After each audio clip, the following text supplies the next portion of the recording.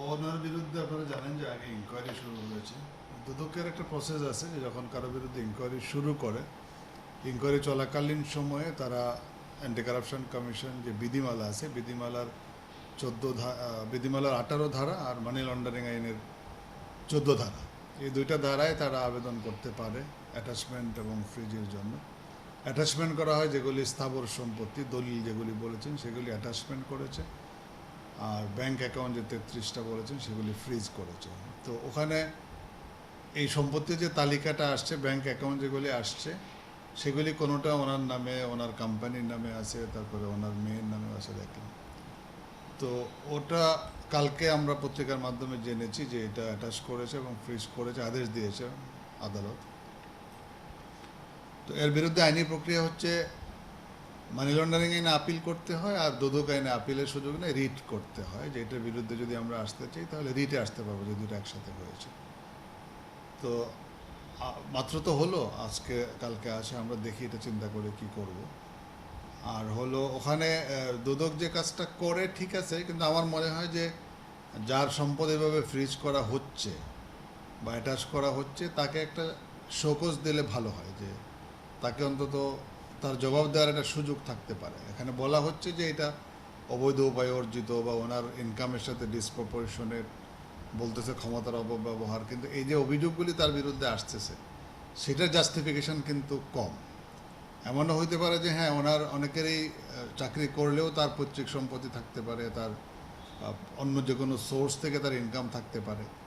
তো ডেফিনেটলি একজন মানুষের বিরুদ্ধে যখন আইনি প্রক্রিয়াতে যাবেন তখন আইনের মৌলিক প্রিন্সিপাল হচ্ছে যে তার ডিফেন্সটা আগে শোনা উচিত। আমরা কিন্তু ওনার কোনো ডিফেন্স এখন পর্যন্ত শুনতে পারি নাই বা কোথাও উনি দিতে পারেন নাই। আমি ওনার পক্ষে যখন দুদক ইনকোয়ারি শুরু করেছে তারপরে একটা রিট পিটিশন দায়ের করেছিল, সেটাই আমি দাঁড়িয়েছিলাম ওনার পক্ষে, এবং সেখানে আদালত কিন্তু কোনো আদেশ দেন নাই।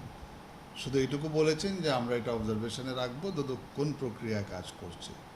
তো দুদক যে প্রক্রিয়ায় কাজ করে যাচ্ছে সেটা তার প্রক্রিয়া, আর যার বিরুদ্ধে অভিযোগ আনা হয়েছে এবং যার বিরুদ্ধে দুদক অ্যাকশনগুলিতে যাচ্ছে তারও আইনের দ্বারস্থ হওয়ার সুযোগ রয়েছে, সে নিশ্চয়ই আইনের দ্বারস্থ হবে।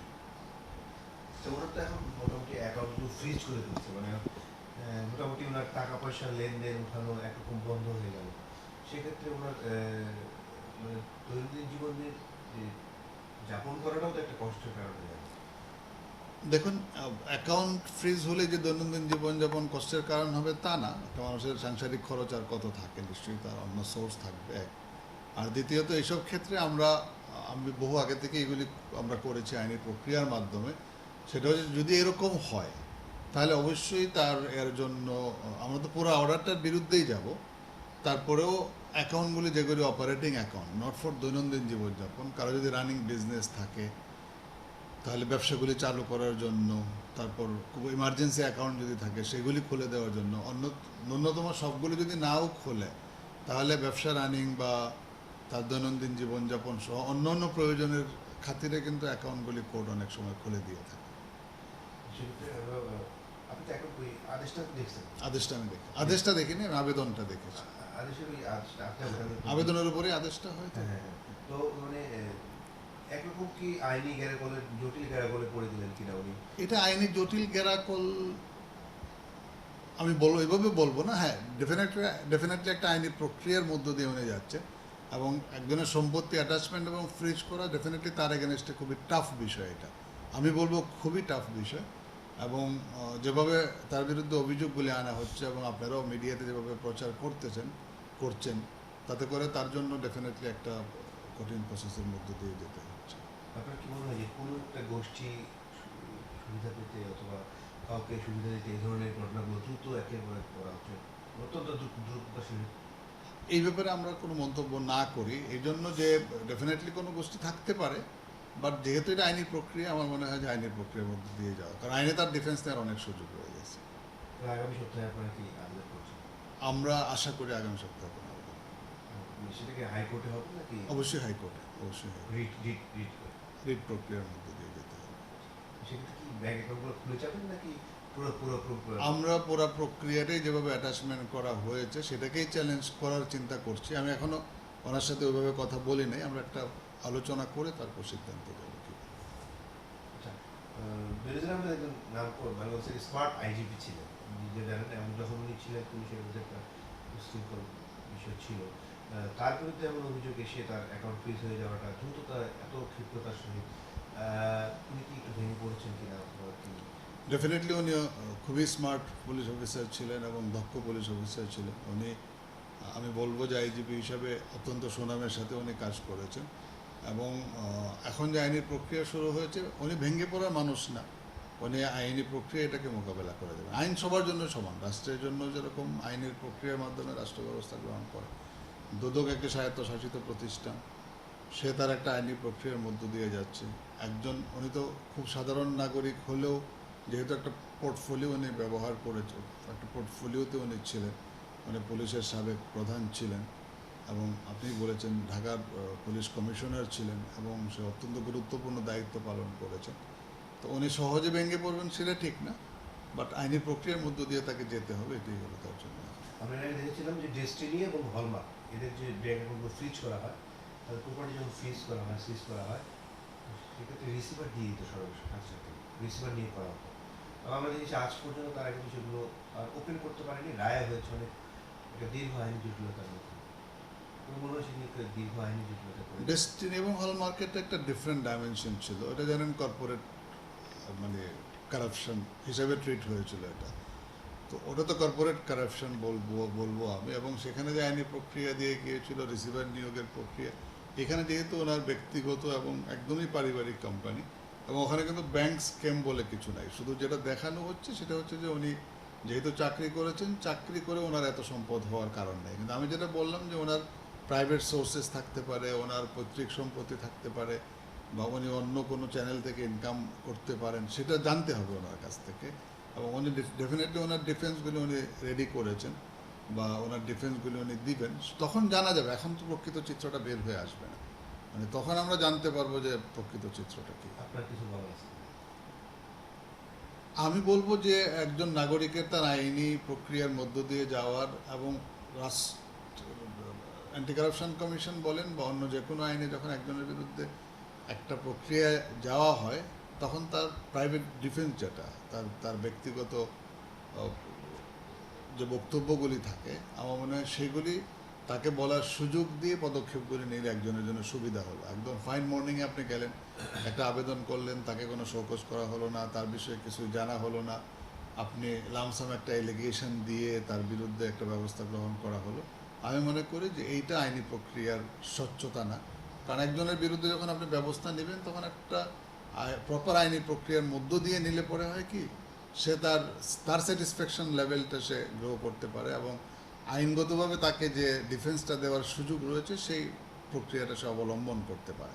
আমার মনে হয় যে দুদককেও আমি বলবো যে যথাযথ আইনি প্রক্রিয়ার মাধ্যমে যাওয়াটা সমীচীন। না দেখুন, বেনজির আহমেদের যে 33টা ব্যাংক অ্যাকাউন্ট জব্দ করেছে, ওর মধ্যে 27টা ব্যাংক অ্যাকাউন্ট আর বাকিগুলো হলো অর্থলগ্নি প্রতিষ্ঠানের অ্যাকাউন্ট।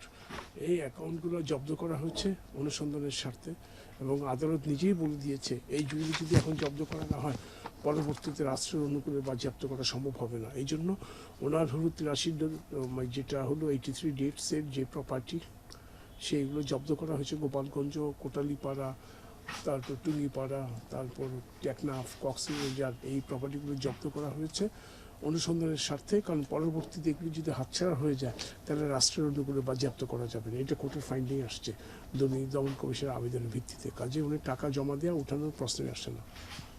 আচ্ছা, উনি ওনার এই যে প্রপার্টিগুলো, এগুলোতে কি এখন তাহলে সব গভর্নমেন্ট রিসিভার নিয়োগ করবে নাকি? না, এটা কি করবে ভবিষ্যৎ বলবে, কারণ গভর্নমেন্টের এখানে কোনো হাত নেই। এটা এখন বর্তমানে পুরো আদালতের নিয়ন্ত্রণে। আদালতের কাছে চাওয়া হয়েছে অ্যাটাচমেন্ট ক্রোক এবং ফ্রিজ করা। আদালত সেই আদেশটি এখন দিয়েছেন। এটা আসলে অনুসন্ধান কার্যের একটি পর্যায়।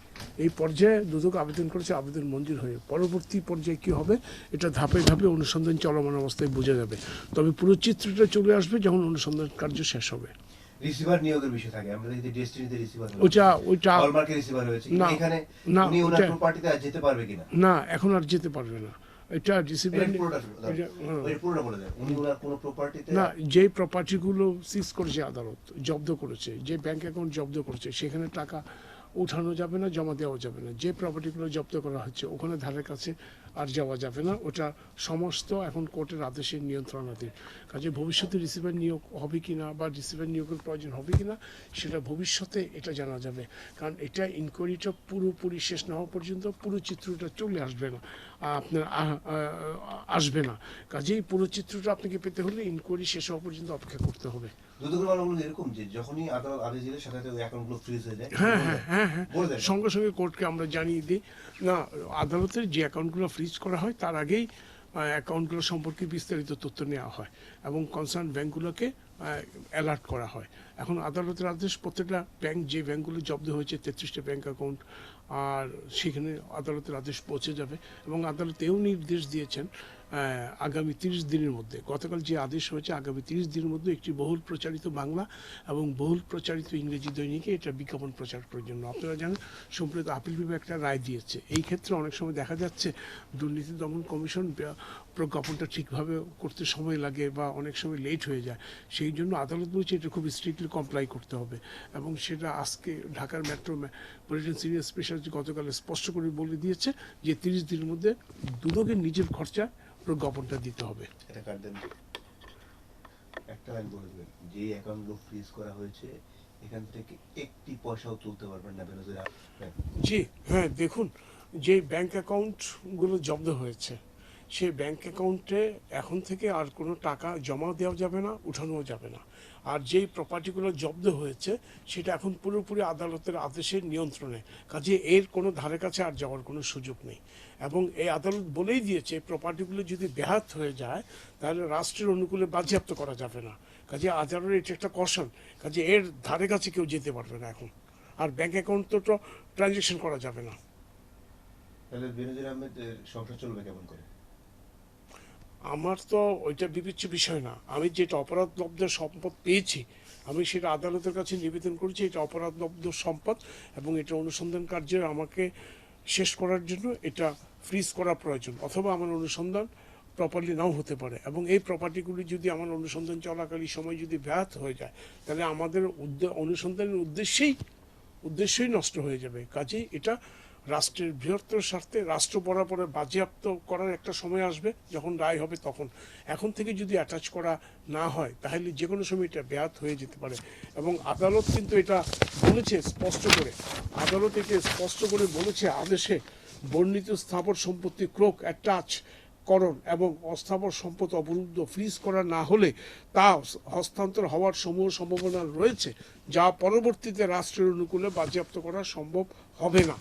কাজে এখানে আদালত একটা ফাইন্ডিংস দিয়েছে কেন আমি জব্দ করলেন উনি দুদকের আবেদনে এবং কি ধরনের একটা প্রেডিকশন হতে পারে সেটা আইনেই বলে দেওয়া আছে। আইনে বলেছে উনি পারবেন, কিন্তু পারার ক্ষেত্রে কোর্টকে স্থির বিশ্বাস জন্মাতে হবে যে দুদকের আবেদনের মধ্যে সত্যতা আছে, ক্রেডিবল ইনফরমেশন আছে এবং সেই জন্য আদালত সন্তুষ্ট হয়ে আদেশটা দিয়েছেন। হাইকোর্টে রিট করবেন? আপনারা যেখানেই যাক আমরা সেটা কন্টেস্ট করবো, আইনি প্রক্রিয়ায় আমরা সবকিছু মোকাবিলা করবো, আমরা কাউকে ছাড় দিব না। রিট করা ছাড়া কোনো আছে, উনি 30 দিনের মধ্যে ওখানে বিচারিক আদালতে যেতে পারবে। আর মানি লন্ডারিং প্রতিরোধ আইন 15 ধারায় বলা আছে উনি 30 দিনের মধ্যে সেখানে গিয়ে ওটা ভ্যাকেট চাইতে পারবেন অথবা রিলিজ চাইতে পারবেন, আইনের প্রতিকার দিয়ে আছে। তো সেখানে এমন কি হয়েছে কখনো যে রিলিজ দিয়েছে? অনেক সময় ভুলবশত একটা অ্যাকাউন্ট যদি অন্য একটা ব্যক্তির নামে চলে আসে, সে যদি আদালতে গিয়ে প্রমাণ করতে পারে এটা আমার অ্যাকাউন্ট, এখানে এটা যাবে না, এটা রংলি ইনক্লুশন হয়েছে, তখন আদালত দিয়ে দিবে, যদি আদালত দুপক্ষ শুনে দিবে। কিন্তু আমার কথা হচ্ছে আমরা দেখেছি এর আগে যেগুলো মামলা দেখেছি আমরা, এরকম ব্যাংক অ্যাকাউন্ট যেগুলো ফ্রিজ হয়েছে মামলা চূড়ান্ত নিষ্পত্তির আগ পর্যন্ত কখনোই অ্যাকাউন্টগুলো খোলেনি অথবা রায় হওয়ার পর সম্পত্তিগুলো বাজেয়াপ্ত হয়ে গেছে। এই বাইরে কোনো নজির আমি দেখিনি। না, রাইট, আপনি ঠিকই বলেছেন। এই যে সম্প্রতি ব্র্যাক ব্যাংকের দেখলেন আপনি, আপিল বিভাগের রায় হলো, সেখানেও একই ঘটনা ঘটেছে। এখানে রায় এটা বলে দিয়েছে ফ্রিজ অর্ডারটা বহাল হয়েছে, তারা একটা মানি স্যুট করে টাকাটা বের করে নিয়ে চেয়েছিলেন একটা ডিভাইস আকারে, কিন্তু তাদের সেই প্রচেষ্টা ব্যর্থ হয়েছে সর্বশেষ উচ্চতর আদালতে এসে। উনি রিট করলে আপনারা মোকাবেলা করবেন? উনি রিট করুক আর যাই করুক আমরা প্রত্যেকটা স্টেজে মোকাবেলা করবো।